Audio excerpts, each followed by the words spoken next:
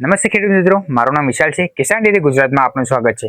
ઘણી બધી કોમેન્ટો આવતી હતી કે કોઈ પણ પશુપાલન કે ધિરાણ લોન આવે તો અમને જરૂરથી જાણ કરજો. તો અત્યારે હું તમારા માટે પશુપાલન જે યોજના છે જે સરકાર તરફથી મળવાપાત્ર છે એ હું લઈને આવી ગયો છું.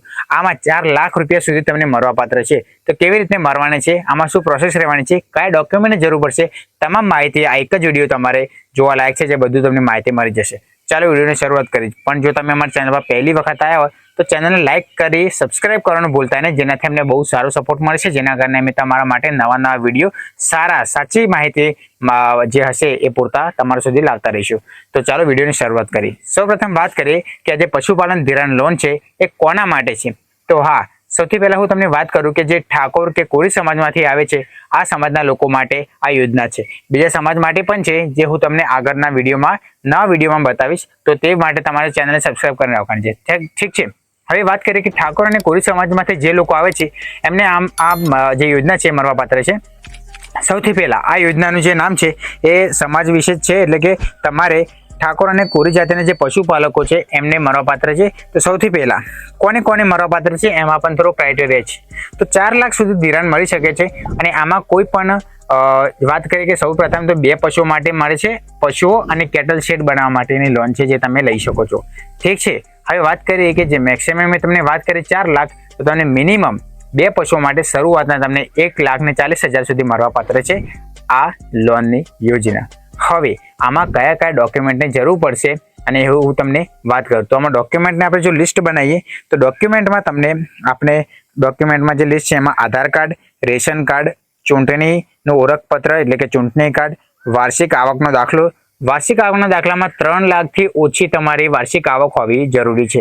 આ એક ક્રાઇટેરિયા છે જે તમારે પૂર્ણ કરવો જરૂરી બની રહે છે.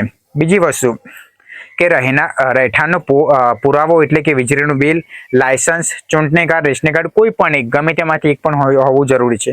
BPL હોય તો અને ના હોય તો પણ કોઈ વાંધો નહીં. બેંકની પાસબુકની પ્રથમ પાનાની નકલ અથવા રદ કરેલ ચેક. પછી પતિના મરણનો દાખલો જો વિધવા હોય તો.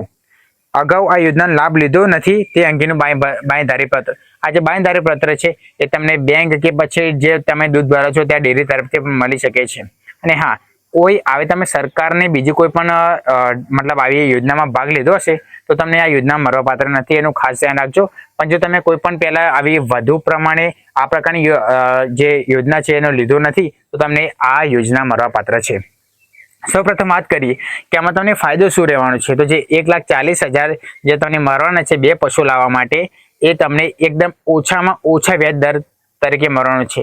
હવે આ વર્ષનું તો કોઈ પણ એવું એક્ઝેક્ટ નંબર નથી આપ્યું કે 6% કે 5%, પણ જો આપને 2024ની વાત કરીએ તો એ વખતે 6 થી 6.5% દર વાર્ષિક વ્યાજે આ લોન મળવાપાત્ર હતી. તો એટલો અંદાજ રાખજો. અને પોર હતી ને જે 2024માં 1 લાખ રૂપિયા હતા, પણ 95,000 ખાતામાં આવ્યા હતા. 1850 સમથિંગ હપ્તો થતો હતો, એટલે તમને 6.5% સમથિંગ એટલું વાર્ષિક વ્યાજ થાય, જે ધીરે ધીરે ઘટતું છે, પણ બેંક તરફથી એટલું મળવાપાત્ર હતું. તો એટલું તમારા મગજમાં ગણતરી કરીને રાખજો. ઠીક છે. હા, તો વાત થઈ આની. આમાં પછી એક વાત કરીએ કે જો તમે આ પહેલા લોન લીધી હતી તો પછી હવે તમને વધુ લોન મળવા માત્ર છે, એટલે કે તમને પશુઓ લાવવા માટે અને કેટલ શેડ બનાવવા માટે પણ વધુ લોન મળશે. તો આને ફોર્મ કઈ રીતના ભરવાનું છે એની વાત કરીએ તો ફોર્મ ભરવા માટે હું તમને ડિસ્ક્રિપ્શનમાં નીચે લિંક આપી દઉં છું. જે ઠાકોર અને કોળી સમાજ જે સમાજમાંથી આવે છે લોકો, તે ત્યાંથી ભરી શકે છે ફોર્મ. એની ડિટેલ પણ તમને ત્યાંથી જ મળી જશે. ઠીક છે. યુટ્યુબ પર સર્ચ કરશો કે આ ફોર્મ કઈ રીતના ભરવું, તો તમે ઘરે બેઠા પણ ભરી શકો છો.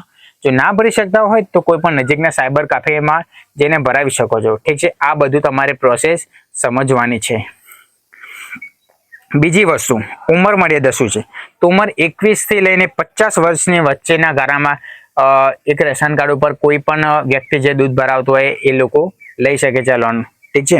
અને 3 લાખ સુધી જ એમની આવક મર્યાદા હોવી જોઈએ, એનાથી ઓછી 3 લાખથી ઓછી હોવી જોઈએ.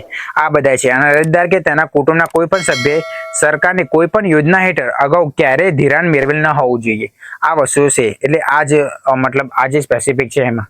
તો આ બધી પૂરતી માહિતી રહી. અને વેબસાઇટની લિંક પણ જે હું તમને ડિસ્ક્રિપ્શન આપી દઉં ત્યાં તમે જોઈ શકો છો પૂરતી માહિતી. તો આ વિડીયો તમને કેવો લાગ્યો, સારો લાગ્યો હોય તો ચેનલને લાઇક કરી, શેર કરી, સબસ્ક્રાઇબ કરવાનું ભૂલતા નહીં. જય હિન્દ, જય ભારત.